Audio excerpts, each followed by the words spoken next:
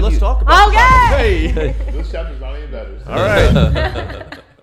It's been a while. I don't even know how. It's been a while. Yeah, Hi. Games got a little bit kind of crazy. Got a little sucked into that. So now here we are. Let's try to get back on a roll with this. We are 2 Samuel, what? 21. 21. We're almost through 2 Samuel. Almost. And then we got to figure out where we're going next.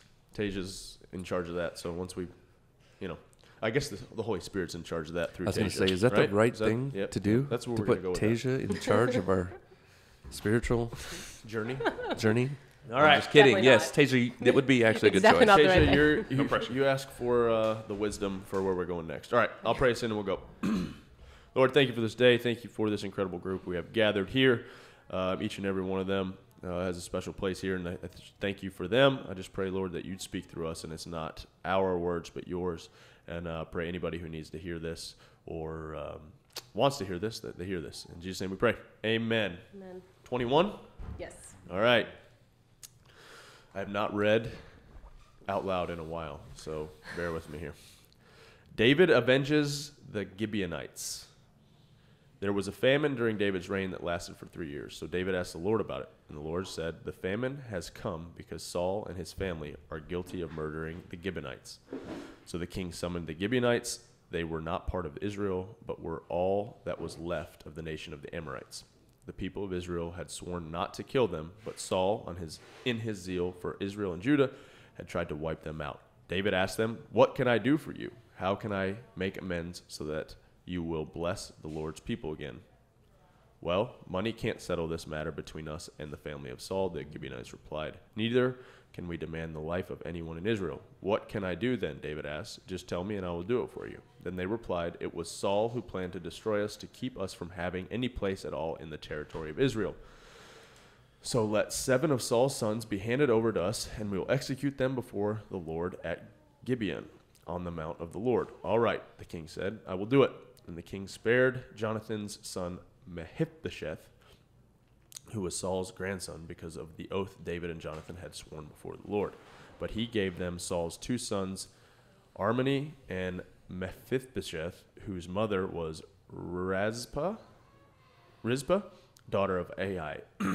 He also gave them the 5 sons of Saul's daughter Merab, the wife of Adriel, son of Barzillai from Mahila. The men of Gibeon executed them on the mountain before the Lord, so all 7 of them died together at the beginning of the barley harvest. Then Rizpah, daughter of Ai, the mother of the 2 of the men, spread burlap on a rock and stayed there the entire harvest season.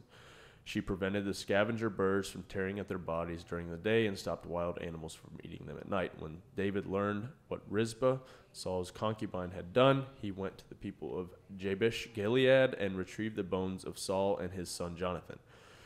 When the Philistines had killed Saul and Jonathan on Mount Gilboa, the people of Jabesh Gilead stole their bodies from the public square of Bethshan, where the Philistines had hung them. So David obtained the bones of Saul and Jonathan, as well as the bones of the men of Gibeonites, the Gibeonites had executed.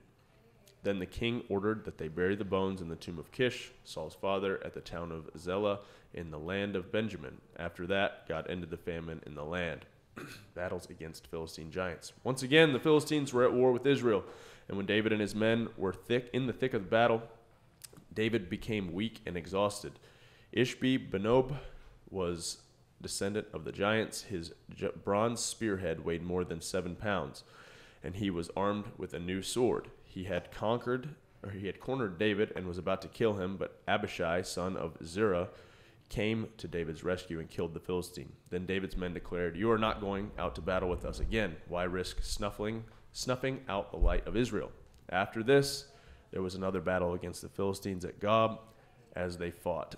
Sibbecai from Hushah killed Saph, another descendant of the giants. During another battle at Gob, Elhanan, son of Jair, from Bethlehem, killed the brother of Goliath of Gath, and the handle of his spear was as thick as a weaver's beam. In another battle with the Philistines at Gath, they encountered a huge man with 6 fingers on each hand and 6 toes on each foot, 24 in all, who was also a descendant of the giants. But when they defied and taunted Israel, he was killed by Jonathan, the son of David's brother, Shimei. These 4 Philistines were descendants of the giants of Gath, but David and his warriors killed them. A lot to go on there.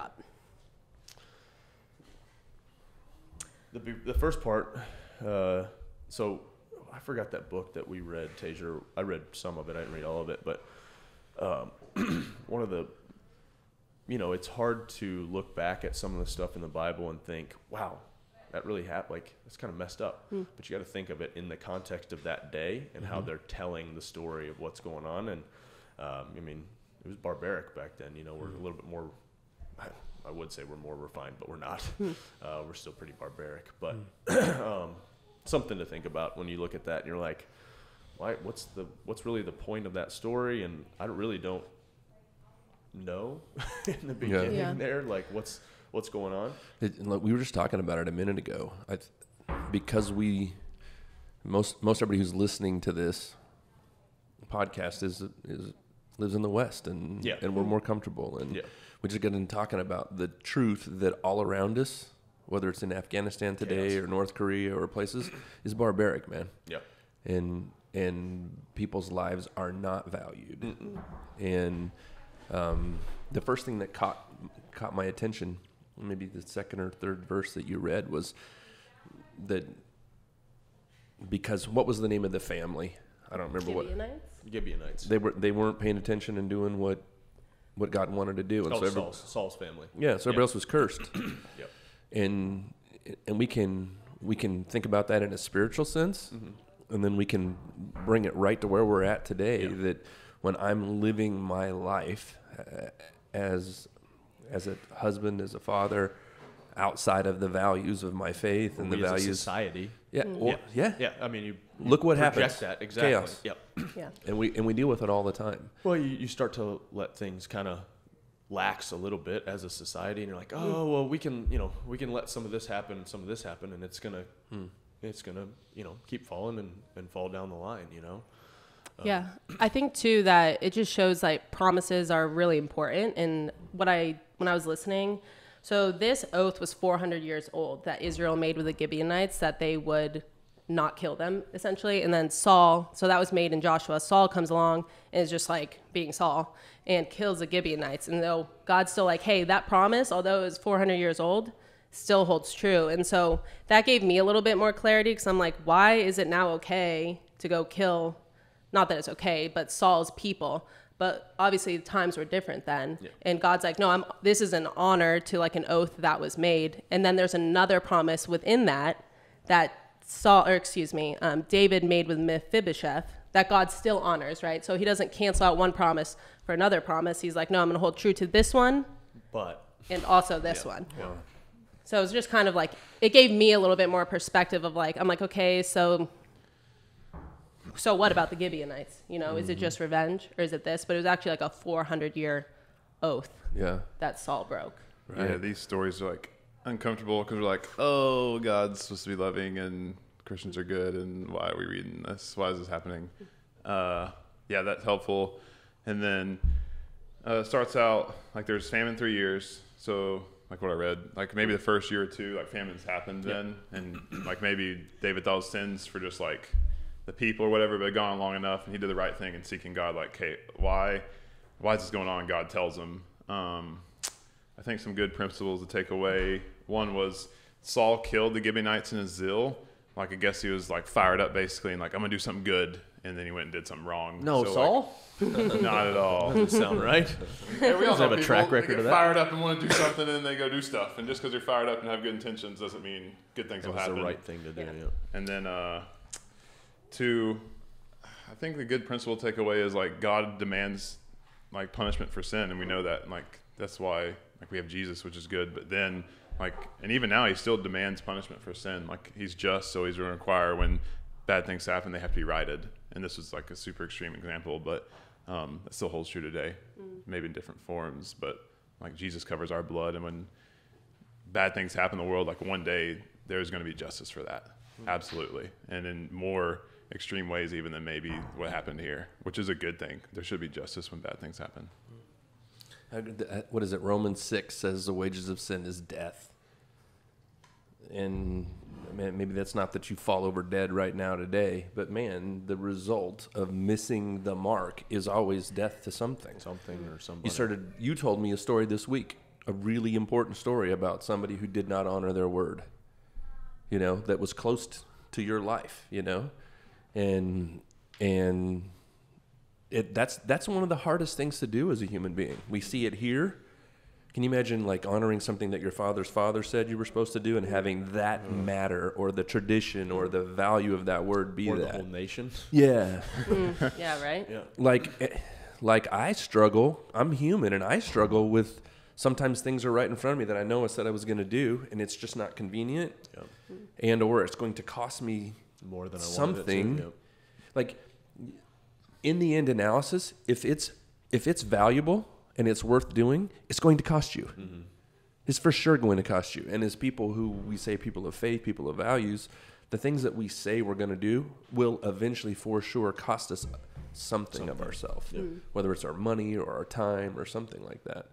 So I can't even fathom honoring my great-grandfather's word, or that's amazing. Yeah. That doesn't happen in the culture we live in today. It definitely felt convicting to me too, about like a promise is only as good as the person who makes it. So like remembering, okay, obviously like God's promises, we can rely on those, but like we're all human. And so if you want to be a person of integrity, you have to stay true to your word. And that's even in small things, and like me, I fail all the time at that. I'm like, oh, I'll call you in 5 minutes. Like maybe that's not a promise, but you in 5 minutes. Right. Or something like that. Like to be more honorable in that regard. If I'm like, hey, I promise I'll do this, that I'm actually going to honor my word and do that. And that's like actually important and is a reflection on my integrity and who I am. I got in a conversation with a guy this week, and I'm arguing back and forth, and this is an intelligent person who I can have this conversation with. And he's like, we're having this conversation. Well, why should I? They did this and they did that. And a lot of the things that he said made sense. So, no, hold on. That's not why you should do any of that. Not even because you said it. That doesn't work for me. What works for me is because if I back all the way up who I am as an individual standing here, it's what I believe should happen, regardless of what you're somebody doing. Else does, yeah. And that's the only way it works for me. If I get to this space where I can just hold myself accountable, everything that I'm doing in my life is backing all the way up to as local. Mm-hmm. I'm trying to get as close to me and what I said I would do in everything that I do, because I can't control what's going on in Afghanistan. That's blowing my mind. Who knows what's the truth? Yeah. Who knows what's the truth about COVID? Right. But, so I got to walk all the way back to where can I make a difference? Well, if I said it, then I know I can do it. Yeah. I'll do it. And then I got to somehow serve in my community. Hopefully I got to go make sure that my people and the places that are closest to me are taken care of and protected, and then work out from there. Yeah. I don't know how to do it any other way, So when somebody starts talking about their word, I don't even trust myself sometimes, other than because I get emotional and I get angry and I get frustrated. And okay, hold on, Jim. Hold on. Holy smokes. What is it that you said you actually believe in, and then go live that regardless? It's tough. Yeah. It's tough, and you get caught up in, like you're saying, in news we were just talking about before. You start spiraling a little bit. You're like, what do I believe? What what's true? And like you said, there's only certain things that that are 100% true in the book, not this phone. What Jake said is really important. What he just said, like the difference between truth and right and wrong. Yep. Very different things. Yep. It's important to be right sometimes. Yeah. It's important depending on role and responsibility. But the truth is. That exists. Right, to be right means your ego is connected or involved. Yeah. That I need to be right in this situation. So for me to try to walk backwards a little bit going, okay, if I pull my ego out of this, what's really true here? Well, it exposes me all the time. Yeah. All the time. Yeah. I'm like, oh, dang it. Mm-hmm. That's not really the truth. Right. So when you're talking about truth, you're talking about justice, being right, revenge. That's not truth, man. Right. Yeah.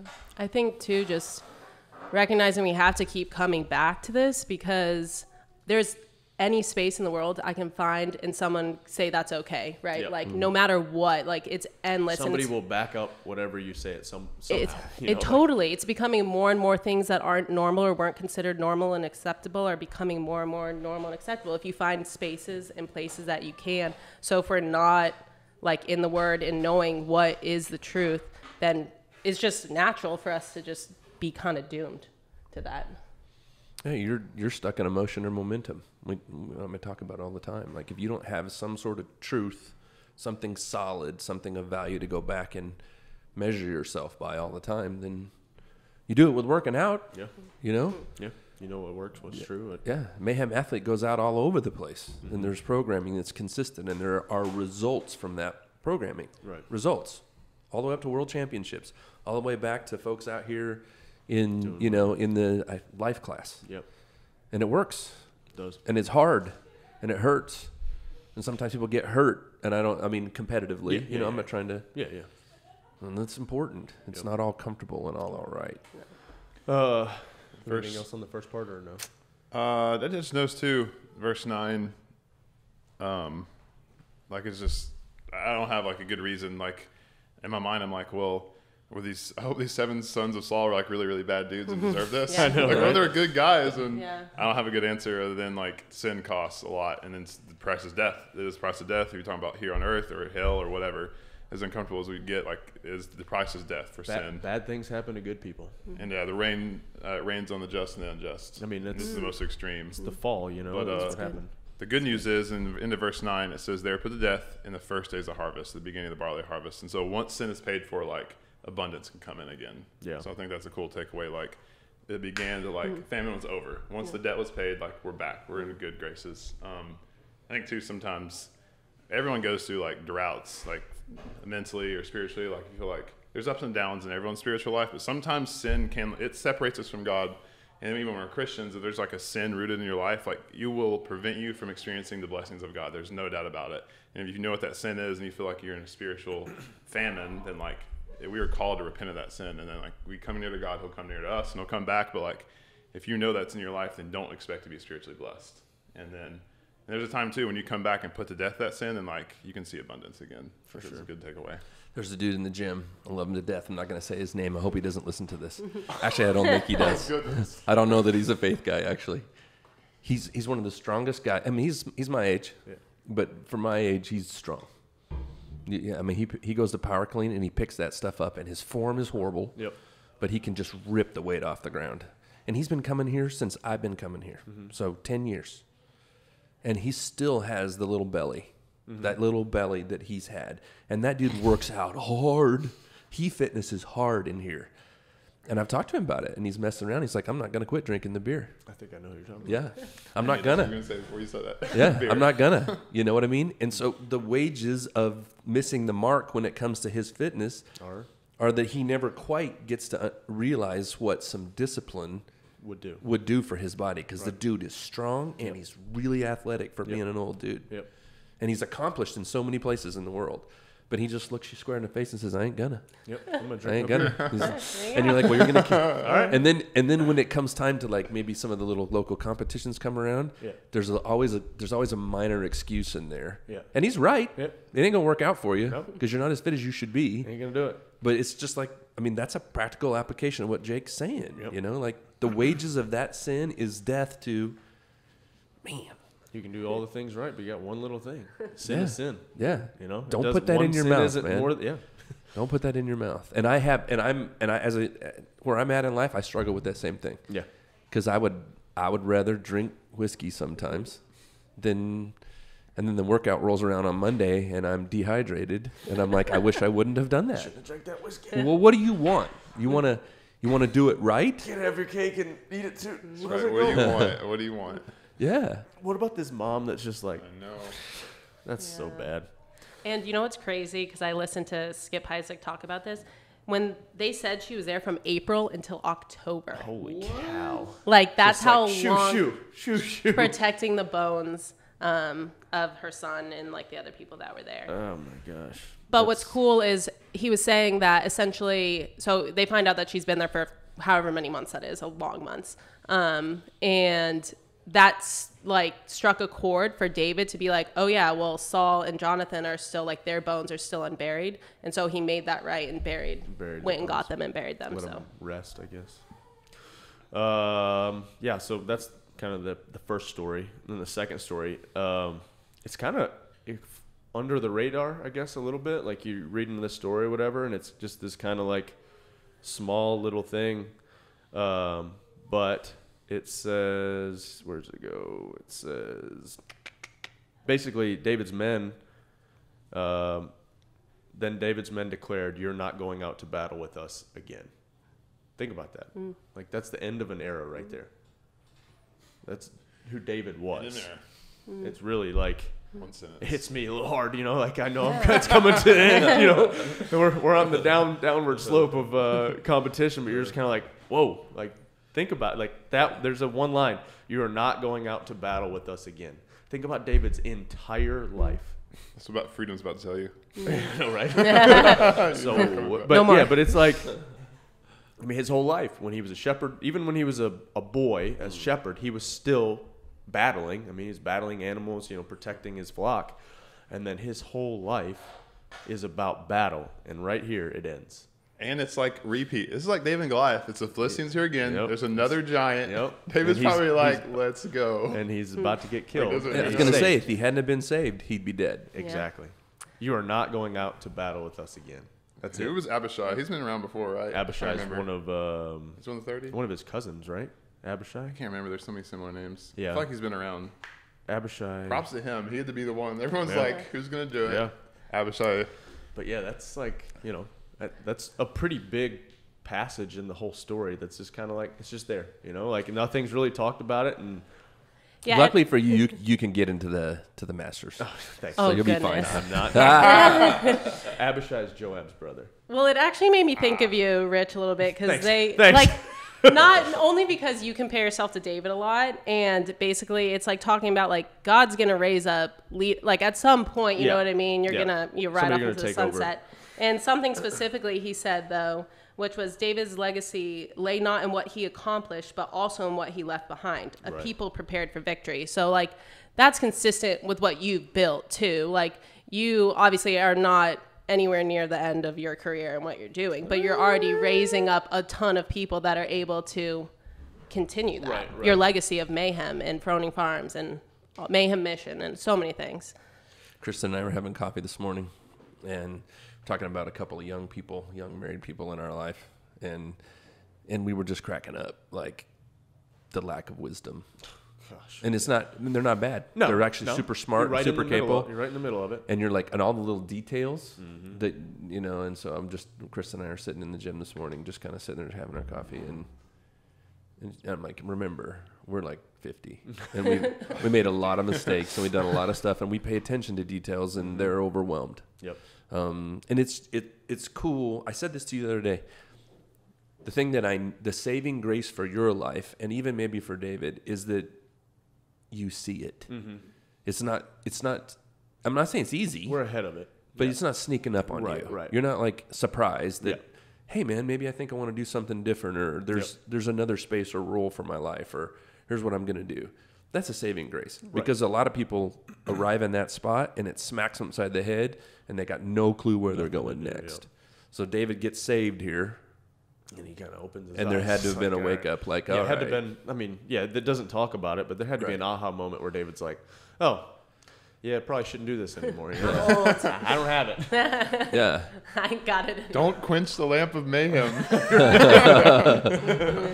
Well, what would it be analogous to, like in an athlete's career, a big injury or something that and you're not prepared for it. Yeah, you didn't do the work, didn't do anything, and David's done the work, and David screwed up. I mean, one day you'll do the work, and you just won't be able to do it. Yeah. I mean, whether it's 5 years or next year, like it's just reality, and you know that. 20 years. Probably less 20.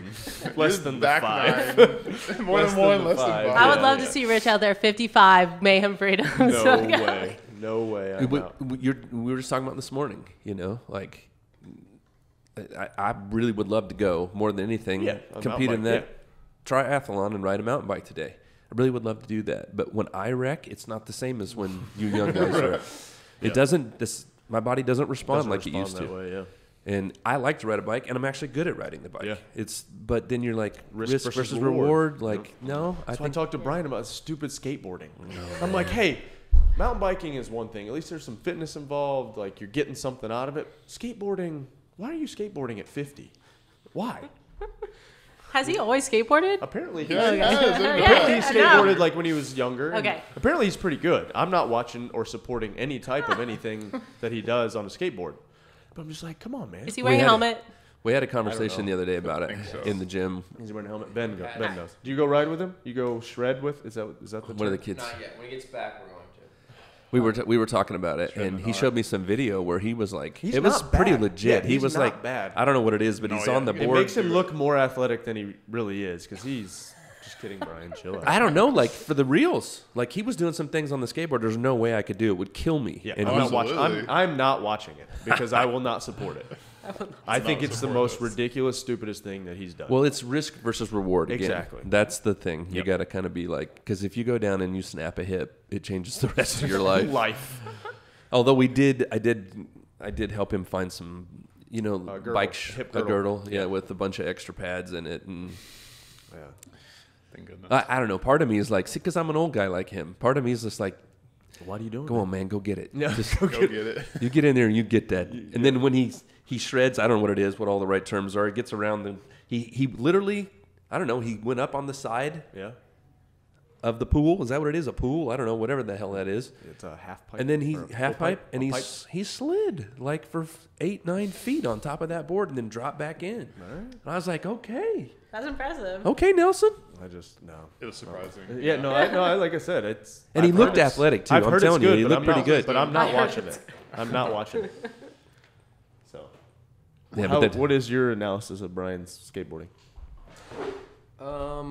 I think it's really impressive. I mean, how old is he? Like, he's 50, right? I think. yeah, 49 or 49. I Yeah. think it's 49. I mean, like, just seeing that growing up, like, you never saw guys his age, like, doing Shredding. that well. One, because, I mean, the stereotypes typically are true, so, like, when dudes are 50 years old skateboarding, they're probably not in good health. Unless you're Tony Hawk. So, like, for Brian to be out there, like, healthy and moving around, like, it's really impressive. But, I mean, and at the same time, I kind of worry about him, like, falling, because when you fall in skateboarding, it hurts really bad. Really bad. Yeah, it's concrete. Consequences are Concrete. I mean, He knows it's gonna happen. And like, He knows it matters. Like, you gotta know how to fall too. You know, Yeah. it's like if you don't know how to fall, you're gonna break your arm. Probably. I've seen him fall on the. That's what worries me a little on bit. Is the, I've got to see slip him and yes. slide this year. Did you see that? Were you Oh, guys he there went for down that part? hard that day. Lakeland like hops on Yeah. the board and is like standing and like rides it down. Well, Brian thinks he can do it, so he'd go like 5 feet, fall back. He'd go 5 feet, fall back. Go 5 feet, fall back. So the next day he's like, I think I retore my bicep, and I'm like, no shit. They're like, of course you did, you moron. Like you fell 5 times, 10 times on your bad Hard. arm. So whatever. hard. I But told him it seems like he knows how to fall, so like I'm not really worried Not about worried it. about him? As long as he doesn't try to like jump down stair sets or something, I think that's when we probably should. Yeah. I But don't think he that will. goes back to this. You need to know when it's your time. Your Yeah. time is your time. Back to like, this. When Yeah. it's your time. like I'm there, right? Yeah. I'm 53 years old now, and Certain battles are. I'm paying attention to what my lane is. Yep. And there are places where I'm going to be really competitive, and I'm going to allow that to happen in my life. And That you can I'm trying to control. craft that. You're doing that with your. What is that? The tactical game stuff. I'm And trained to hunt. that's This was in my head. that's stuff that I can do. Yep. And that still is be in control of your still- body. yep. And, And I think we just have to think about that Yep. and be out ahead of that. Yep. I've had and be okay with that. and be totally okay with it. It's hard to get maybe in a space where David is. It's hard to get to that space. I know I'm there, where you still want to affect change, and you still want to believe that you can, Right. and you still want to believe that your body's physical and can make things happen. Yeah, I think all 4 of us at this table are at that in different areas. Like you're talking like risk versus reward on mountain biking, but we're all Jake this last year was like I think my competition time is Doing battle dwindling. barbells in the Yep. mountain, by the way. but Tasia- no. He so asked we got- me. coming out of retirement. I like it. No. One day. Never mind, Jake's still going. Jake's still Back going. him out. Tasia though, like you I'm this out. year, this year you were like, this is Oh, she's out. I should good. do He, it. with me. he asked me to be on the team, and I laughed. I'm like, I was no. like, oh, 1% chance. and then She is running with us though. at Legend I of the would Falls. consider running. Oh, yeah. Legends of That's the Falls different. commercial. Yeah. Boom. Dave's coming. all 3 of you on the team. Oh yeah, then Us Ellie, huh? and- I know. Ellie? Yeah. I'm gonna have team. Chase because he carries the bag really well. Boom. Yeah, I call Chase. But yeah, Legends of the Falls. So if anybody wants to jump in on that, October 2nd. Second. I like this That was too. a ton of fun. Oh, super fun. That's the most top 3 competitions I've done. Yeah, with running in it, it's okay. It was fun. Yeah. As fun as if you like running, you'll love it. If you don't, And not everyone has to swim, right? It's just like 2 people. One person. All right. One person. And it's not really even It's not a swimming. swim. It's just a mental. the cold It's water. really just a Cold. mental. I liked it. It was shocking. Yeah. I dove in was head first shocking. and was just like, I hate that feeling. Put my head under. I was like, I should nope, not have done not do that. And it'll be a little bit later this year and be in October. So go where you go. Nice. Sorry. Enough of a shameless plug. I mean, if you love Jesus and That's want to so support much Mayhem fun. Mission, then Yeah. Yeah. Not Kalula Falls. Pretty sure you're going to go to heaven. yeah. Only if you go to Knoxville Falls. Kidding. October 2nd. Just kidding. We'll be doing baptisms in that It's water. the way in, you Oh know? my goodness. Come on down. Express I guess we baptisms. could. We would. We would, absolutely. Oh, man. I had one more thing. I'm done. Yeah, what for were it. you going to say? Yeah, go for it. A lot of the takeaways, bad things happen, and don't wait to come to God. And then in the end, like, it was just bad. It's not a lot of bad in this chapter. Bad. Famine. A lot of people died. David war giant. So I guess I don't even know how old David is, but like you metaphorical giants, just bad things happen. You got to keep coming forward. Like giants will come up, like things you can't do, and maybe you'll defeat them. Eventually, you're probably not going to be able to, and you got to rely on other people. To do it. There And we then go. other people got to step up. That's big. This is huge in this chapter. Like other people got to step up and help make things happen. And it's okay to Whether you let know- other people help you. for sure. That's mayhem, obviously. Like, but like in other workplaces, in the church, and like people you trust and families, like other people have to step up because bad things are gonna keep happening. Like one day we're gonna die, and other people are gonna step up, and good things are gonna still have to happen. Otherwise, Community. giants are gonna come We in talk and community a dominate. lot here, and I think that's, you know, we want to culture. The culture that we create is people that we trust that are going to come forward and help support, and I think that's huge. We weren't ever promised, we weren't ever promised anything but a struggle, honestly. Like life is about overcoming adversity. And for me, I can just say this for me personally, that the whole point of all of this is to need God. That's the whole point. Yep. To get up and for me David always came back. to say, hey God, it's me, Jim, here I am today. Like this is going to be a good day, a bad day, a hard day, whatever's going to come, and I'm still going to acknowledge you. And that's the whole point to me. Otherwise, how do you quantify the chaos that we see around us all the time, whether it's in the Word of God or whether it's in real life? It's that He put us here on this planet to communicate with Him and to serve Him, to get with people, Relationship. yeah, With build Him. relationships, Relationship do the with best we him, can with by other people. With yep. honor our word the best we can honor our word. When we screw it up, say I'm sorry, fix it, try again. Yep. That's the whole point for me, That's Good, what Jim. another commercial for The Chosen. Man, this last episode. Whew. So good. Have you seen the Beatitudes one? No. Just go Google Beatitudes clip Jesus. It's better if you get there, but it's interesting watching because it had to be that way. Like the disciples are constantly just bickering and fighting like the whole time. Like they probably were, even though we don't see it in scripture. And like Jesus is kind of in the background. He'll come in every once in a while. It's just like real life. And that's what he says. Jesus all the time is like, blessed are you when people persecute you, revile you, or all kinds of false things against you. Rejoice and be glad because it's happened throughout the whole history. And like it's going to be better one day. That's what it helps to remember too. Like we like CrossFit. Like it's easier to suffer through things when you're suffering together. And like remember like that it's only going to get worse in this world. It is only going to get worse. Even if you look at the news, it doesn't matter. Jesus says it. It's going to get worse. But you got to remember it's been worse before and it's going to get better. That's what helps it now. So Love it. That was good. Great work. All right. Chosen. Anything else? The Chosen. The Dan, you Chosen. got anything All else? I don't think so. All right, I'll pray. Tasia, you pray some. Okay, you got it. Lord, thank you. Thank you just for this space, God, for every person at this table, for any person watching this, Jesus, that we have a safe space to talk about your word, God. I know I take it for granted, Lord, and I just pray that I don't, that I just pray for other people, God, that don't have the ability to be in safe space, Jesus. I know that for me right now, there's so much chaos in the world, and just seeing just so much brokenness and suffering is just heartbreaking, God. And oftentimes we don't know what to pray, and it's just difficult. And we know that your Spirit will intercede for us, Jesus, in our groans and in those things, God. So I'm just thankful for your mercy and that you're a promise keeper, Lord. And I just pray for everyone here and everyone listening, Jesus, and all around the world. In your name I pray. Amen. Amen.